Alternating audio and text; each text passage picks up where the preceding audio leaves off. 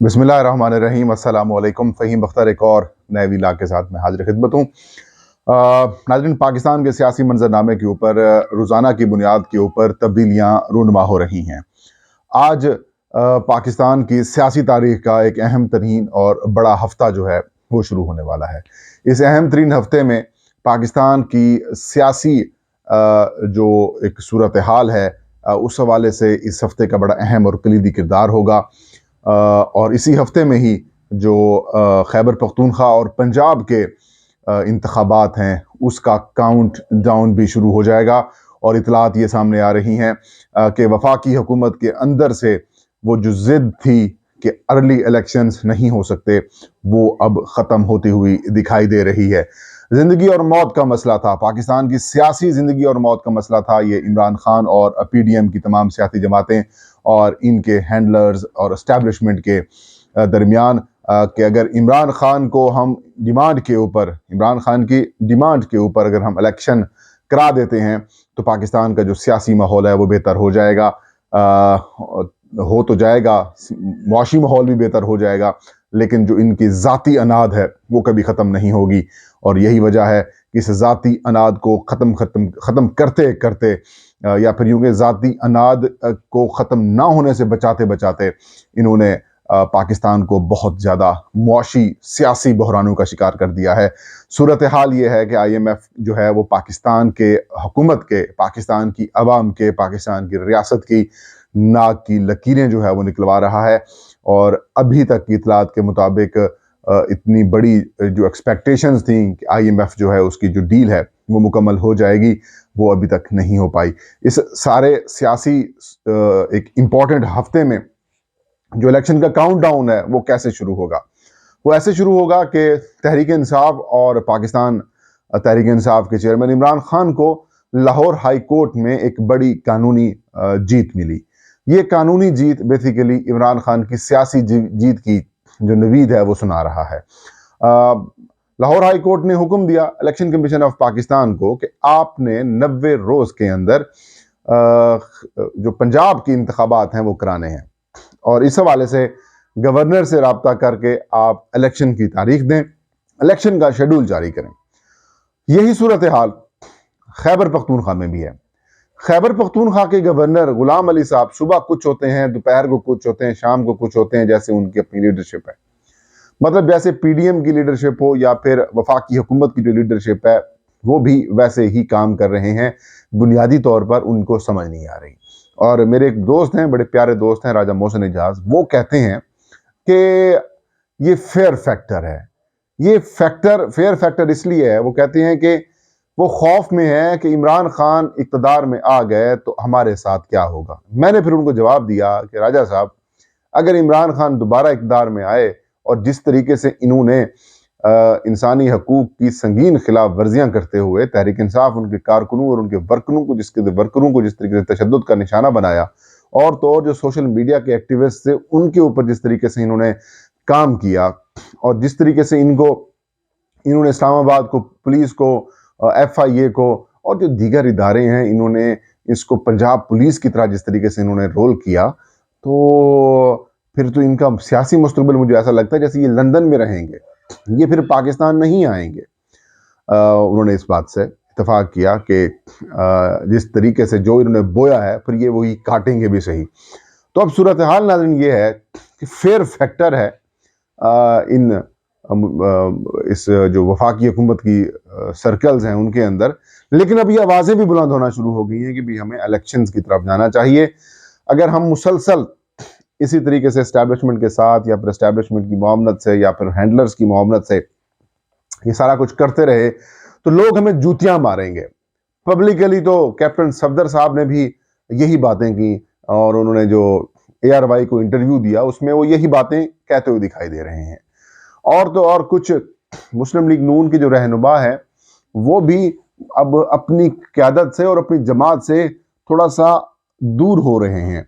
और thanks to Asif Ali Zardari कि उन्होंने मुस्लिम लीग नून को अब इस पोजीशन के ऊपर पहुंचा दिया है कि अब उनकी टिकट हासिल करने वाला भी कोई नहीं है। किसी दौर में बीबी की, बेनज़ीर भुट्टो की असैसिनेशन के बाद भी अगर मुस्लिम लीग नून या नवाज शरीफ साहब ये फैसला ना करते کہ مسلم لیگ کے امیدوار جو ہیں وہ سندھ سے نہیں لڑیں گے تو میں گارنٹی سے کہتا ہوں کہ بی بی کی بے نظیر بھٹو کی اسیسینیشن کے باوجود مسلم لیگ نون کی سیٹیں زیادہ ہوتی، کیونکہ اس وقت ایسی لہر تھی۔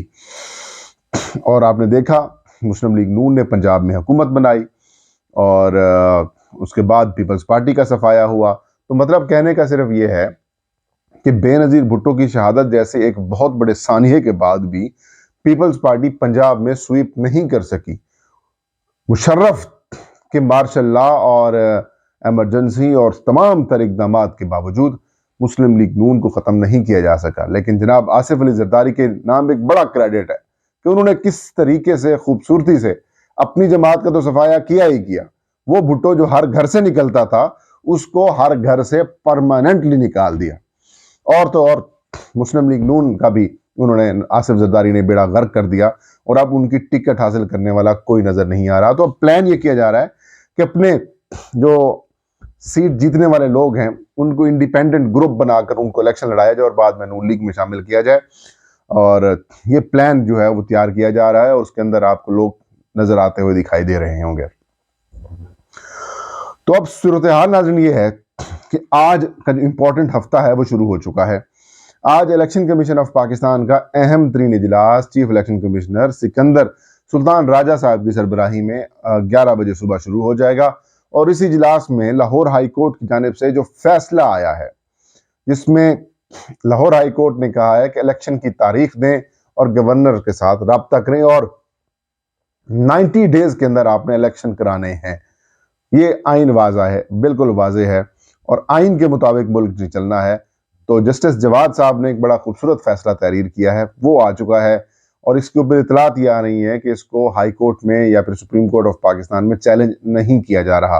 اگر تو یہ اطلاعات درست ہیں اور چیلنج نہیں کیا جا رہا تو پھر تو جناب الیکشن کا کاؤنٹ ڈاؤن شروع، اور میں نے 2 دن پہلے خبر دی تھی کہ الیکشن کمیشن جو ہے بلکہ 3 دن پہلے میں نے خبر دی تھی کہ الیکشن کمیشن آف پاکستان نے اپنا مجوزہ شیڈول جو ہے وہ خیبر پختونخوا اور پنجاب کے حوالے سے تیار کر لیا ہے۔ 9 اپریل کو پنجاب میں اور 16 اپریل کو خیبر پختونخوا میں انتخاب کو، پولنگ ڈے کو تجویز کیا گیا ہے، اور اس کی حتمی اپروول وغیرہ جو ہے وہ اسی ہفتے ہو جائے گی، اور چانسز ناظرین یہی ہیں کہ یہی تاریخیں ہوں گی، اور رواں ہفتے یعنی کہ جو آج سے شروع ہو چکا ہے ہفتہ، جمعرات یا پھر جمعہ تک ایک صوبے کا جو شیڈول ہے ناظرین وہ جاری کر دیا جائے گا، اور باقی ساری چیزیں آپ کے سامنے ہیں۔ اندرون خانہ بھی پیپلز پارٹی اور مسلم لیگ نون کی طرف سے یہی آوازیں اٹھ رہی ہیں کہ بھائی بہت ہو چکا، ہمیں اب قانون اور آئین کے مطابق چلنا چاہیے، ورنہ نام نہیں لیا جائے گا ہمارا۔ پیٹرول بہت مہنگا کر چکے ہیں، ڈیزل بہت مہنگا کر چکے ہیں، بجلی کی قیمتیں آسمان کو چھو رہی ہیں، کھانے پینے کی اشیاء کھانے سے دور ہو رہی ہیں، لوگ بہت زیادہ پریشان ہیں۔ آپ کسی شہر، کسی گاؤں، کسی قریہ، کسی کونے، کسی مارکیٹ، بازار چلے جائیں تو لوگ آپ کو پریشان دکھائی دے رہے ہیں۔ لوگوں کے پاس 2 وقت کا کھانا کھانے کے لیے بھی ان کی سکت جو ہے وہ ختم ہو چکی ہے۔ اگر ٹی وی چینلز کے اوپر مہنگائی کے اوپر پروگرامز عمران خان صاحب کے دور میں ہو سکتے ہیں، جو اس وقت کے کمپیریزن کیا گیا جائے اس وقت کے مہنگائی کے عالم سے، تو اس وقت بالکل نہ ہونے کے برابر مہنگائی تھی، اور ایک ایک چیز کر کے جو عوام کو عمران خان صاحب کی طرف سے سہولیات دی گئی تھیں اس کو بھی اب ختم کیا جا رہا ہے۔ تو اب ہمارا بھی وقت حق بنتا ہے کہ ہم ملک کے ساتھ کھڑے ہوں، اور کوئی عالمی ادارہ پاکستان کے اوپر ٹرسٹ کرنے کو تیار نہیں ہے، IMF ہمیں قرض دینے کو تیار نہیں ہے، باقی ادارے بھی کام کرنے کو تیار نہیں ہے۔ تو ایسی صورتحال میں جو ایک خوفناک سیاسی انتشار ہے پاکستان میں، اس کا خاتمہ ضروری ہے۔ یہ سیاسی انتشار ختم ہوگا تو پاکستان میں معاشی جو انتشار ہے وہ ختم ہوگا، اور پاکستان میں جو معاشی عدم استحکام ہے وہ ختم ہوگا۔ تو تمام جو سٹیک ہولڈرز ہیں پاکستان کے، ان کو ہوش کے ناخن لینے چاہیے۔